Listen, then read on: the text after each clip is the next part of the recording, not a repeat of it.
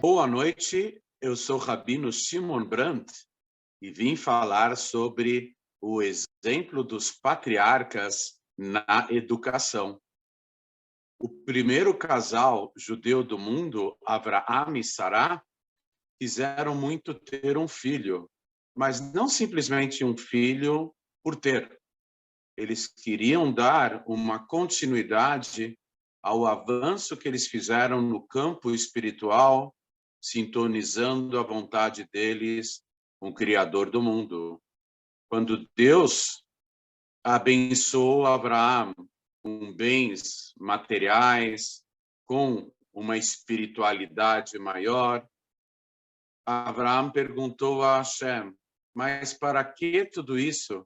Quem vai herdar e quem vai continuar o meu trabalho se eu não tenho um filho? Então, Hashem lhe revelou que sim, ele teria o filho. Então, o primeiro casal queria ter um filho para dar continuidade ao seu trabalho. E esse deve ser o principal objetivo, a principal intenção para termos filhos. Não simplesmente para nós nos perpetuarmos por meio dos nossos filhos, mas que o nosso trabalho diferenciado possa ser levado adiante para as próximas gerações. Na verdade, podemos nos perguntar, mas por que não o aluno?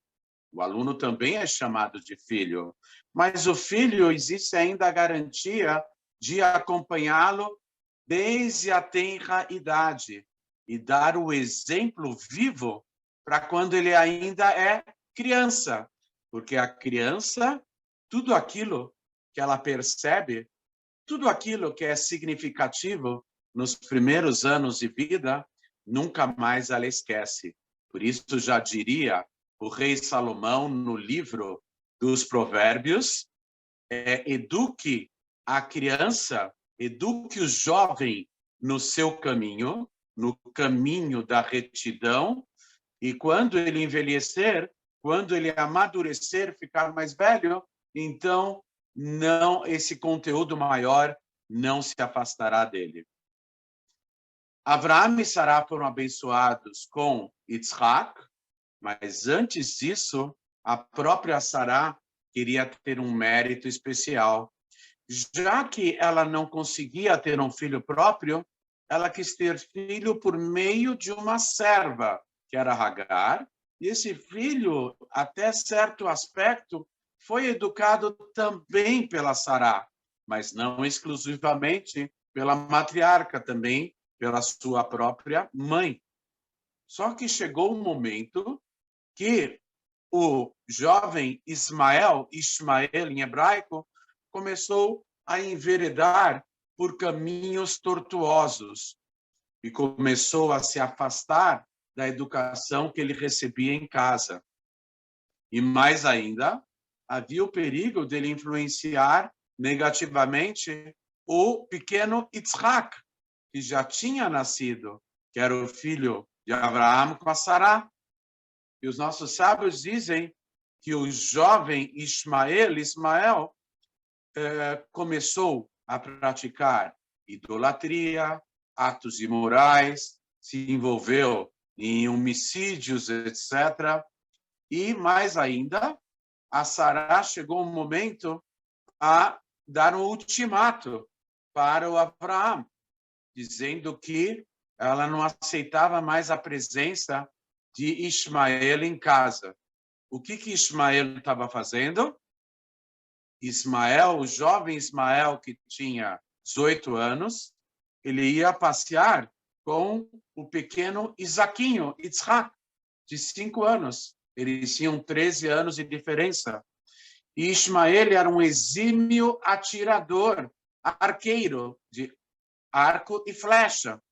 Só que ele começou a mirar a sua flecha no seu irmão, e o seu irmão por um triz que não era alvejado pelas flechas do Ismael. Ou seja, além dele ser um mau exemplo de conduta, começou a ameaçar a integridade física e a própria vida do pequeno Yitzhak. Chegou o momento que a Sará teve que se pronunciar, dizendo ao seu marido, Abraão, olha, mande embora esse rapaz e a sua mãe, a educação dele não é compatível com a educação do nosso Yitzhak, e mais ainda, aqui existe um perigo maior. E Abraão realmente se sentiu dividido. Qual é o pai que quer colocar o seu próprio filho para fora de casa? No entanto, nesse momento que Abraão estava fragilizado pela situação, Deus se revela para Abraão e diz, ouça a voz da sua esposa Sará. E voz na mística do judaísmo não é só o volume da voz da pessoa, não são só as palavras proferidas pela pessoa. Voz, no aspecto místico, cabalístico, é um nível de profecia. Hashem queria dizer a Abraão que a Sará, ela era uma profetisa maior que o próprio Abraão, que Deus se revelava mais intensamente a Sará do que ao próprio Abraão. E como que Hashem pode pedir para um pai convidar o próprio filho a sair de casa?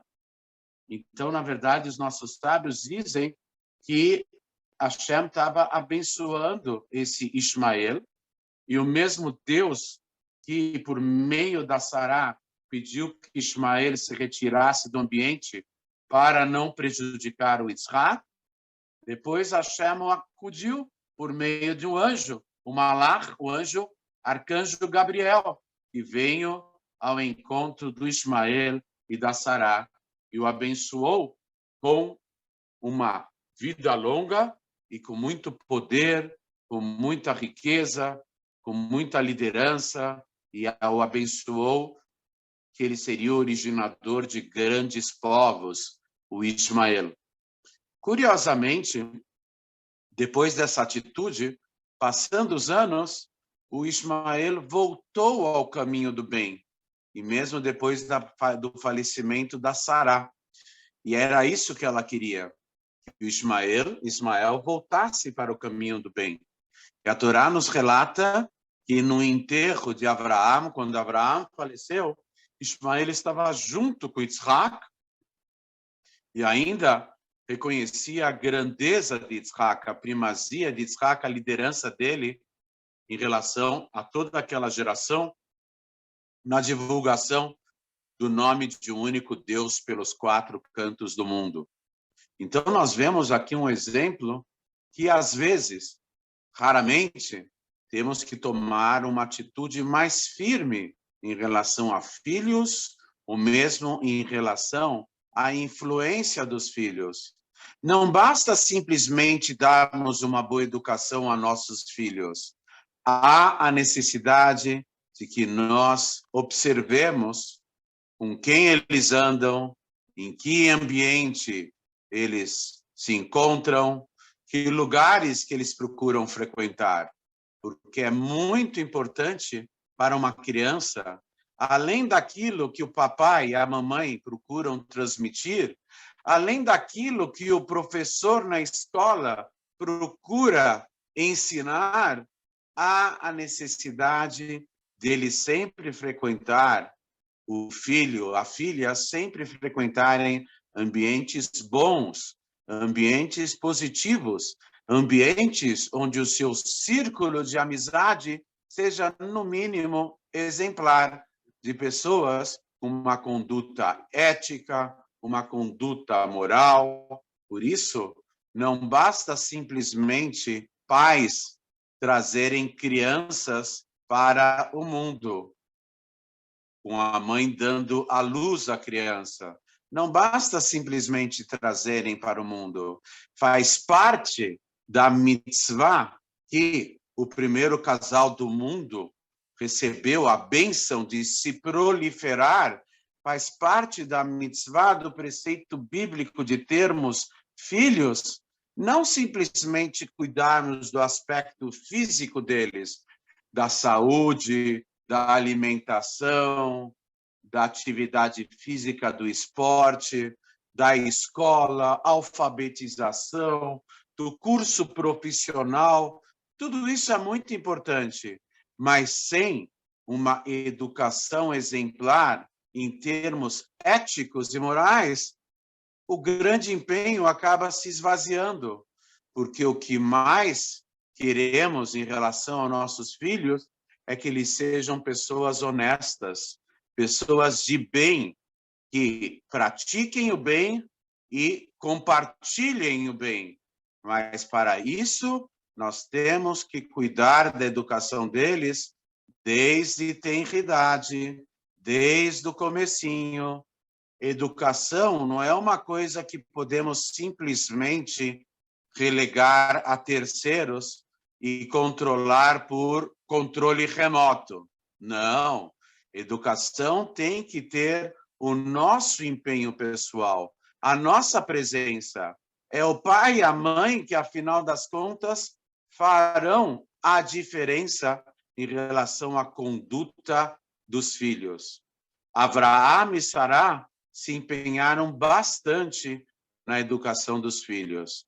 Por isso, o judaísmo e os valores bíblicos chegaram até os nossos dias, milagrosamente, apesar da perseguição sistemática que os judeus sofreram, apesar de povos inteiros terem dominado o povo de Israel e a terra de Israel, os judeus presenciaram a ascensão de grandes impérios, o seu apogeu e a sua total queda e decadência. E nós estamos aqui. E por que nós estamos aqui? Porque de geração em geração, os pais se preocuparam em transmitir valores para os filhos. No mundo em que vivemos atualmente, um mundo de valores preponderantemente materialistas, onde as pessoas acabam sendo totalmente esvaziadas do seu conteúdo, da sua personalidade, é mais importante, mais do que nunca, fazermos a diferença ao transmitirmos valores para os nossos filhos. Quando a criança é pequena, não adianta nós ensinarmos A, B, C, X, Y, Z. Se nós não formos exemplos vivos, a criança é muito sensível. Ela percebe as coisas facilmente. E para uma criança, é muito mais importante como agimos do que o que falamos.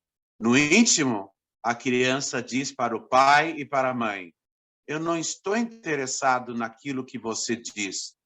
Eu estou interessado em ver como você é. O exemplo que devemos dar para os nossos filhos, principalmente quando eles têm tenra idade, quando ainda são pequeninos, é o exemplo da conduta pessoal, porque o nosso comportamento diz muito mais do que palavras, do que orientações verbais, do que cursos, etc. O exemplo é dado no dia a dia, exemplo vivo com a nossa conduta pessoal. Se formos pessoas exemplares, os nossos filhos vão ser o suficientemente influenciados para também procurarem nos se espelhar em nós, terem o nosso espelho, o nosso reflexo, também com uma conduta boa, positiva e diferenciada. E realmente, em mérito do nosso empenho pessoal, já possamos revelar o maior educador de todos os tempos. Ele vai ensinar para todos, indistintamente, até para os patriarcas, para Moshe Rabbeinu, para os profetas, os reis de Israel, para todos os tzadikim e líderes de todas as gerações, que vai ser o rei Mashiach. O principal aspecto do Mashiach não é a sua sabedoria, não é a sua profecia, não é a sua liderança. O principal aspecto do Mashiach, ele vai ser o maior educador de todos os tempos.